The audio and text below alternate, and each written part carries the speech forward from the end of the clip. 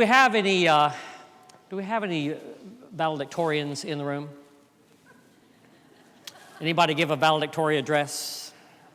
The truth is, that's usually that opportunity given to the person who had the highest grade point average in the class. But actually the Latin for valedictory, valediction, actually it comes from a Latin word which simply means the last word. The last word. So they gave it to the person with a 4.0 GPA, but it just simply means any last word. So when you think about it, we are all going to give a valedictory address. We're all going to have a last word at some point. We just don't know when that's going to be. Well, sometimes you do know. You might have heard of the book or read the book, The Last Lecture by Randy Pausch. He was a professor, a very popular lecturer and professor of computer science at Carnegie Mellon. And as he would say with self-deprecating humor, being the most popular computer science professor is like bragging that you're the tallest dwarf. He said not a very high level of competition, but he was a very popular teacher, and as is often the case at many universities, Carnegie Mellon among them, when a professor retired, they would give a last lecture.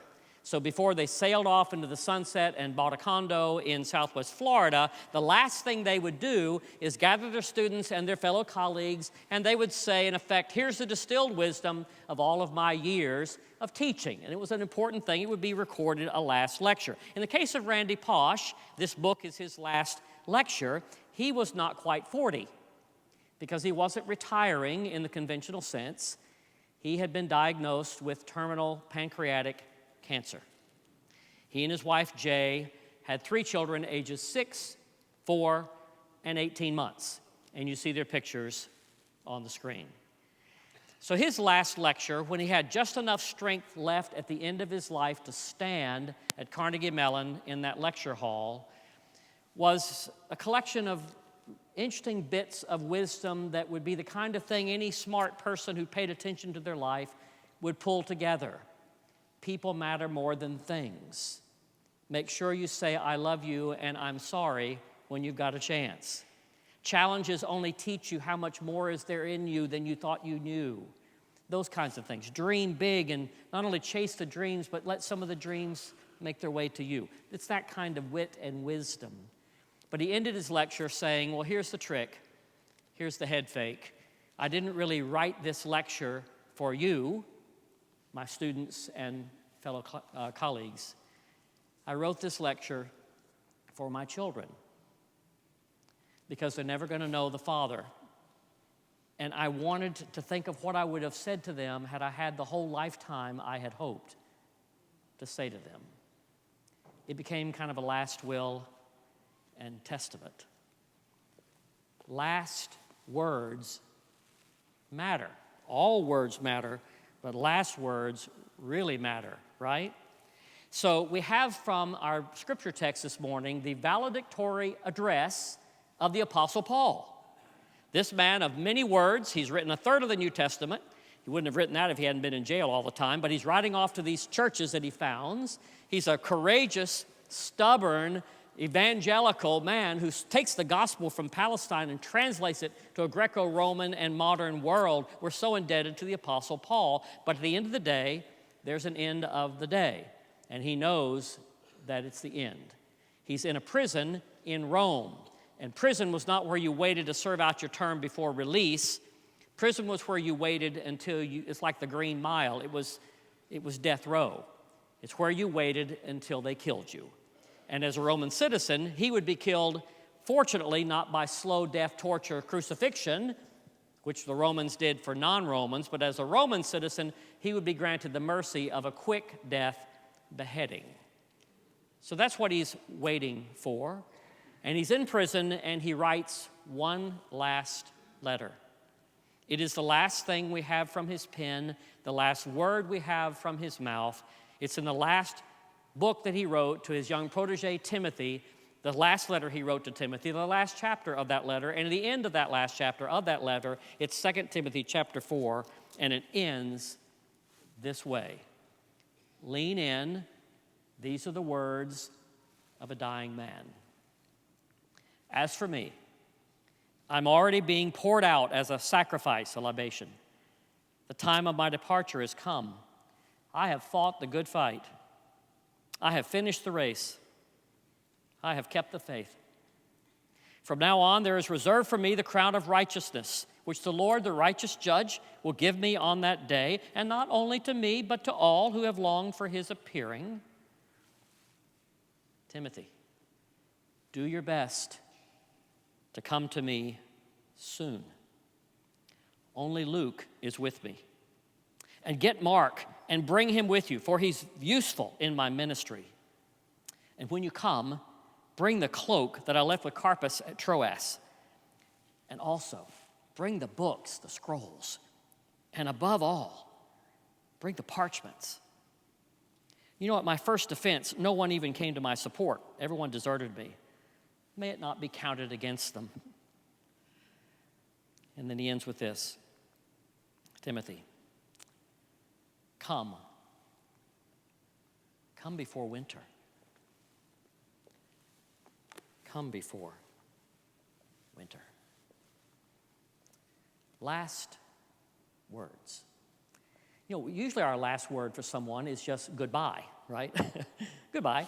And we just sort of rolls off our tongue, goodbye. You know, actually the word goodbye, the good word goodbye is actually a shortened phrase from the older Middle English. It's a shortened phrase. Goodbye actually is shortened of God be with you. When we say goodbye, what we're really is offering a blessing. The last thing we want to say to that person is, God be with you. God be with you. Goodbye. God be with ye. God, goodbye. There's a lot of ways we say goodbye. Are you picturing those cute little Von Trapp singers in The Sound of Music? So long, farewell, auf Wiedersehen, goodbye, adieu, adieu to you and you and you, right? There's a lot of different ways to say goodbye. But the truth is, almost all of them are blessings. God be with you, goodbye. But for that matter, in the French, adieu, to, do, God, to God. I commend you to God. Same as in Spanish, adios, to God. Even farewell, bon voyage. May your trip be with and to and with the peace of God. But peace be with you. Good travel with you, with God. Shalom, aloha. Even these cultures are offering not just hello and goodbye, it's this enveloping peace within and around you that it wishes for you in the Lord. Our goodbyes, originally, whether we know we're doing it or not now, are ways of saying, if it's the last thing I say to you, may it be God bless you. God be with you. God give you peace. That's a good way to finish any kind of sentence, isn't it? Or for that matter, any kind of life. I see a lot of people at airports doing a lot of kissing goodbyes, and sometimes they're just tender, just in case I don't come back on Tuesday, at least end on a peck, right? But some of the goodbyes, some of those goodbyes are more poignant. The person is shipped off and getting ready to be deployed overseas. You can tell by the uniform, and you can tell by the spouse or parents clinging on for dear life, because life is dear. Sometimes the goodbyes are at the Southwest Florida airport, and grandparents are seeing the grandchildren off, and the kids are off, and this poignant goodbye. And then often you see the grandparents, when the kids are out of sight, go, yes. But at the moment, if you took the picture, it looks pretty poignant. But there comes a time when when all the sand in the hourglass runs out, and you have to have a final goodbye, a final word. And we usually lean in close to these, because sometimes final words, sometimes they're funny. There was an Irish comedian named Skip Milligan who wanted to get the last laugh, and so he actually, final words, and he wrote it on his tombstone, I told you I was sick. Those were his last words. Sometimes they're pathetic. It's Queen Elizabeth I who says, half of my kingdom for only 15 more minutes. Sometimes the words are a final tragic bow on the life, like John Wilkes Booth. 13 days after having assassinated President Kennedy, he's finally shot, holed up in a Virginia farmhouse, a bullet piercing his neck, and as he's dying, his body no longer works. He looks down at his hands, and his final words are, useless, useless. But by contrast, William Booth, the founder of Salvation Army, which to this day makes such a difference for the least and the last of the right, such a great organization. His final words were like the words of his other life, of the rest of his life. His final word was others. Remember, your life is for that. You'd like to think that your last word could be a really good word. In April of 1912, it's the Captain Edward Smith on the Titanic. His last words were, "I'm going to follow the ship," and he did. Last words. But for Wolfgang von Goethe, the great German Enlightenment poet, he wrote Faust, philosopher, teacher, thinker, Enlightenment philosopher. For Wolfgang von Goethe, as he lay in his deathbed, his last words were, light, light, more light. So they tried to open up the shutters. They didn't know if he meant the darkness of the room or if he meant the darkness of our culture that needs to be someone else to be involved in enlightenment like he'd done. But maybe he just felt the darkness of death coming in on him. Light, and he's just trying to push it back. Light, light, more light. A century later, Spanish philosopher Miguel de Unamuno, commenting on Goethe's final words, said, Goethe shouldn't have said light, light, more light. What he should have said is warmth, warmth, more warmth. Because, said Unamuno, people don't die of the darkness. They die of the cold. It is not the night, but the frost. And he means by that not plummeting temperatures. But if at the end it's the chilling loneliness and abandonment of the cold, not light, but warmth, warmth, more warmth. That actually is what we need at the end and even now. So listen again to the Apostle Paul. In his last paragraph, he's asking for warmth, warmth, and more warmth.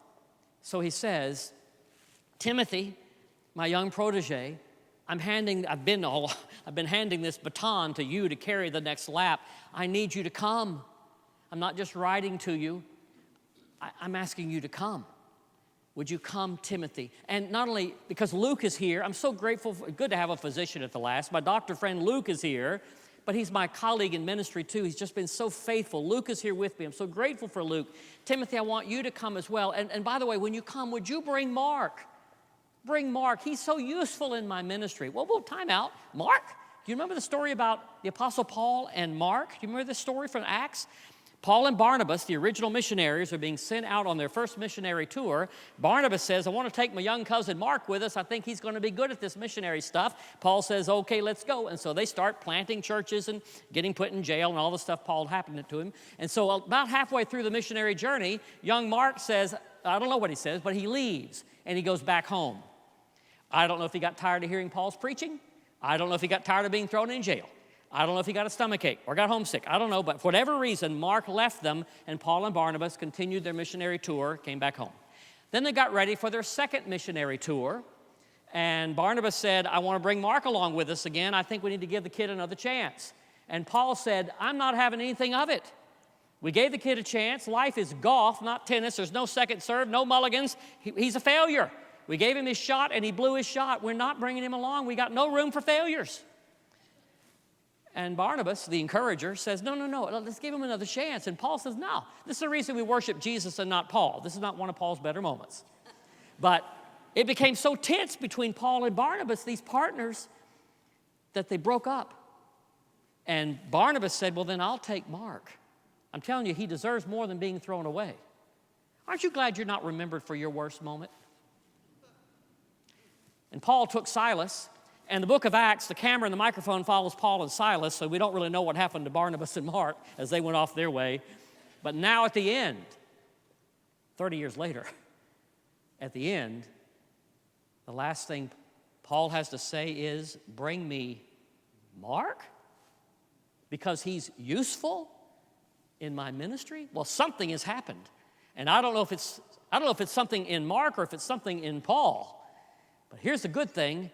At the very last, Paul learned some things about grace. He'd been preaching about it, but he also received and gave it. And how wonderful that this restored relationship of all the people I want in the room at the last, would you bring Mark? He's so useful. I love that, don't you? I love it. Bring Mark. Because people matter. You can put all of Paul's possessions under your arm. His portfolio is people, which is actually true for all of us too. Are you investing deeply in people? Are you? Because at the end, all that's going to matter is human warmth. Human warmth. Bring Mark. Warmth, warmth, more warmth. Well, Paul wants physical warmth, physical comfort. Because the truth is, all along when you're ill or something, but certainly when you're dying, the smallest amount of physical comfort can be huge, right? Have you ever seen someone just putting some ice chips on the parched lips of someone who can no longer eat or drink? It is like the best wine they ever tasted. Or you don't know if mommy or daddy can even still know you're there, but you're still rubbing their hand and their arm because that connection is so very vital. Sometimes the smallest kind of human comfort, physical comfort, goes even Jesus said, if you give someone a cup of cold water in my name, it's like you've given it to me. So Paul, what does he say? Go out of your way up to Troas and find Carpus, because I left with him my cloak, my poncho with a little hole in the middle of it and a little tent, because it's cold in this cell. I'm just cold. I'm shivering all the time. And would you stop along the way and bring it's kind of like I want my favorite house shoes and, jersey and, house coat or something. I just want my own coat. At the last, sometimes the most familiar things make such a difference, right? Never mistake how important your gift is when you bring that small item of physical comfort to somebody. We're trying to provide affordable housing. There's an example.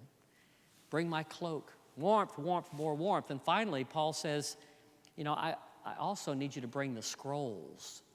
Bring above all, the parchments. Because here's the other warmth we need. It's spiritual warmth, spiritual comfort. And if we don't start piling that away like a good smart squirrel finding acorns in the summer, we're never going to survive the winter. Because the winter is coming. And the way you survive the winter is not wasting the summer. So Paul is saying, even at the end of his life, would you go out of your way, Timothy, and when you come, would you bring the scrolls, the books, the scrolls, and the parchments? Now, what's written on those? What do you think those are? Is it Paul just wanting reading material because he wants to do the crossword? I don't think so. What do you think he's after here? The scrolls, most likely, are Old Testament scriptures. In this day and age, the synagogue had a whole copy of the Old Testament, but people didn't have individual Bibles. So you might have a copy of some favorite scriptures or scriptures for certain moments that you'd use to memorize or study. And probably for Paul, it might have been scriptures that he and other Christian preachers had collected together from the Old Testament. Remember, the New Testament's not written yet. He's still just inking that out. But the Old Testament was the Bible. It might have been a collection of the Old Testament scriptures that pointed toward Christ, that Paul and others used as they preached, first in synagogues, but others to say that the expectation and longing we've had for centuries, guess what? I know the answer now. It's been fulfilled in Jesus Christ. Maybe it was that collection of Old Testament scriptures. Bring the scrolls. Even at the last, he wants to nourish himself on spiritual food. I've been to the bedside of dying people and seen an entire stack of, entertainment today and whatever's happening in the royal family, and did UFOs build the pyramids and whatever, all those kind of stuff, and I'm thinking, at the last, this is what you're reading? There's not a spiritual calorie in the whole stack. What will you be nourished by when the winter comes? Bring me the scripture, Paul says. And above all, bring the parchments. Now, what in the world are the parchments? We don't know for sure. I have a guess, and since I'm preaching this morning, you're going to have to hear it.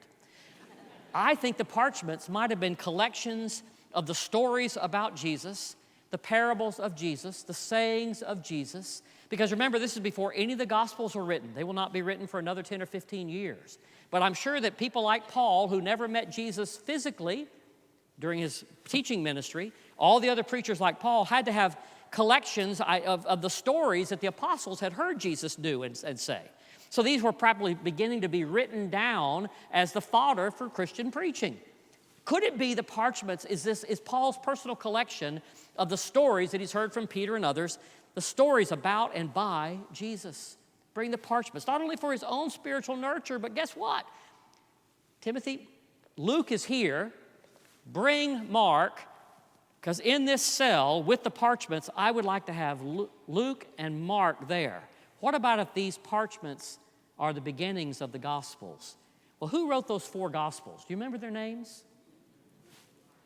Too bad about John and Matthew. They had to get second versions, I guess. But 2 of the Gospel writers are right there in the cell at the last.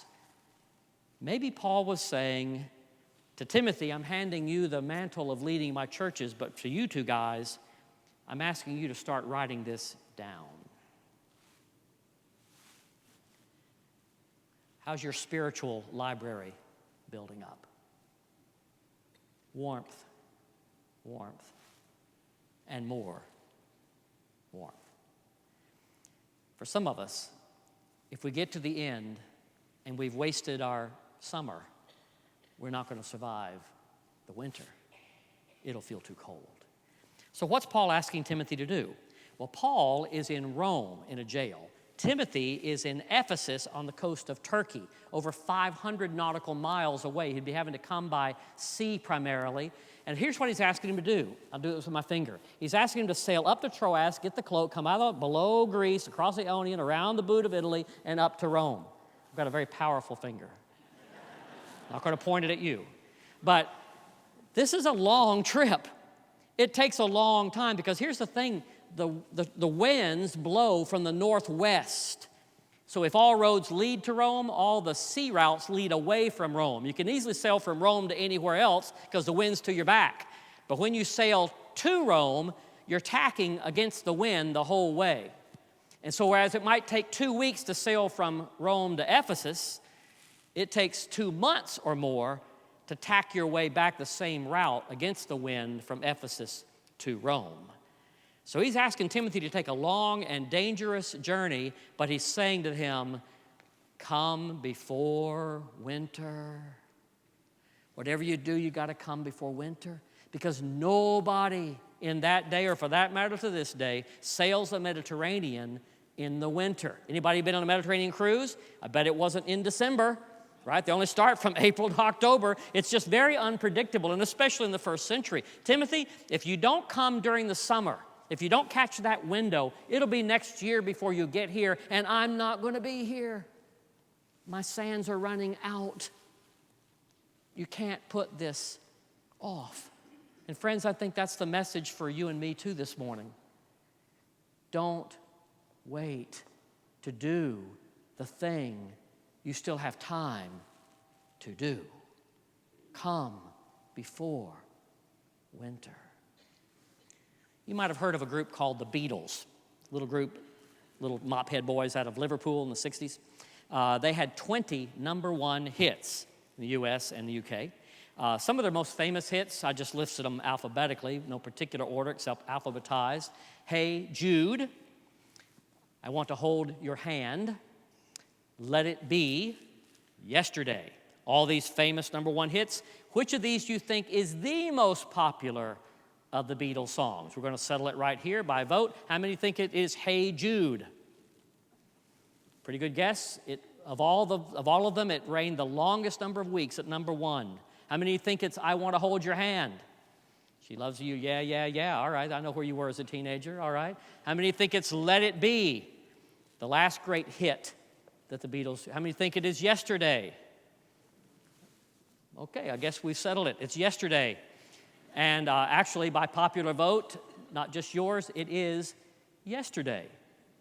For a rock group, this is a very ballad-like, soft-sounding da-da-da, da-da-da-da-da-da-da-da, da-da-da-da-da-da-da, da-da-da-da-da-da-da. Paul McCartney dreamed that tune in the night, got up in the morning and put it on the piano, didn't know what it was going to go to, but it was just this song given to him. And then he was trying to figure out what words to put to it. Here's his first effort. Scrambled eggs. Oh, I think you have such lovely legs. But what I really want are scrambled eggs. Oh, how I love scrambled eggs. Fortunately, he was a member of a group, not just a solo artist, or that might have flopped. The other guys said, let's think about that again. And what he ended up writing later to that tune was, yesterday, all my troubles seemed so far away. Now it seems they're here to stay. Oh, I believe in yesterday. Yesterday, love was such an easy game to play. Now I just need a place to hide away. Oh, I believe in yesterday. Why she had to go, I don't know. She wouldn't say. I said something wrong, and now I long for yesterday. Maybe it's the most popular, covered by 2,000 other groups since, because something deeply resonates in that song with all of us knowing how many yesterdays we have blown. Paul says to Timothy, come before winter. You've got a window. Do it. Just do it. Do it. There's a tale told about 3 demons trying to figure out how to stop the spread of Christianity. One of them said, let's just tell them there's no God. And the devil said to the demon, that's not going to work. They know there's a God. Well, another one said, well, let's just tell them there's no heaven. And the devil said, that's not going to work. They know deep inside there's got to be more to life than just this life. And so the other one said, let's just tell them there's no hurry. The devil said, that'll get them. That'll get them. How easy it is to put off what we really need to do. Is there someone for whom you need to be offering the cup of cold water, or the apology, or the email, or the thank you note? Is there someone for whom you need to have a reconciled relationship? Is there someone for whom you need to be the best friend, the word of welcome, the arm around the shoulder? Don't wait. Have you been putting off getting your spiritual life together? Have you been hanging around the church, but you've never really quite made this a real relational? It's not a God we can know about, it's a God we can know. How long will you put off actually committing your life and heart and future to Christ personally? Come before winter. Come before winter. For the 3 of you who did not watch the Masters, 2 weeks ago, there was a young amateur who was playing by virtue of being the amateur champion in the U.S. He's a senior at Texas A&M. His name is Sam Bennett. And they kind of courtesy, how the amateurs play. Normally they're washed out by the second round. But Sam Bennett not only is playing, in the beginning of the 3rd round, he's in the final group. I mean, he's beating most everybody. He ends up being tied for 12th, or 16th, I think. But the point is, it was a stunning story. And so people started paying attention to Sam Bennett from Madisonville, Texas. He has on his forearm, if you want to put a magnifying glass, sometimes you can see it a little bit better, or maybe even zoom in on it even more. What you see is a forearm tattoo. It's the last words that his father, Mark, ever said to him or ever wrote to him. It's his father's valedictory address. His father, Mark, was stricken with early onset Alzheimer's at 43, died within a few years, and right at the last, when the last little bits of his memory were leaking out, he had one brief moment when the clouds parted and he actually spoke one last time, and he said out loud to his son, don't wait to do something. And then his mother said, Sam, see if you can get him to write that down. They spent 20 painstaking moments helping him remember how to write the letters, which is why it looks like a preschooler. He'd forgotten how to write. Don't forget to do something. Pop. The rest of his body died a year later, but it was the last thing he ever said. So Sam tattoos it just the way his dad wrote it. And if you're a golfer, you know that that's the last thing he looks at before every putt and every swing. And that young man is not waiting to do something. It's his father's way of saying, come before winter. Don't put it off, friends. Whatever it is, don't put it off. Oh Lord, may the last thing we ever do or ever say be so good it can hold up as the last thing we ever say or do. Thank you for giving us enough time to do that if we will just come before winter. Amen. Good morning. Oh, there we go. Well, the anthem the choir is about to sing, the words to this anthem were written by a prolific hymn writer named Fanny Crosby. And I think a thing to remember whenever you encounter any of her poems, any of her hymns, is that she was blind. And so I think it gives the words just a different meaning. First thing to know is she was not born blind. She was sick, and something was put onto her eyes by a doctor that caused her to go blind. And she had a lot of faith about that. In fact, in this anthem, you'll hear the choir sing, "I know whatever befalls me, Jesus doeth all things well." And that is an amazing statement of faith for someone who had to go through life without her sight. When she says, "All the way my Savior leads me," we know that for our lives that may be true, but for someone who's blind, to say that someone led them has deeper and richer meaning. It means every step they took was because Jesus was in front of her. In fact, she blessed her blindness. She said that, I'm happy that I'm blind because the first thing that I will see, the first thing that I will ever see is when I'm in heaven, the face of Jesus. So I hope that as you hear these words, you know that Fanny Crosby was clearly a woman who walked by faith and not by sight.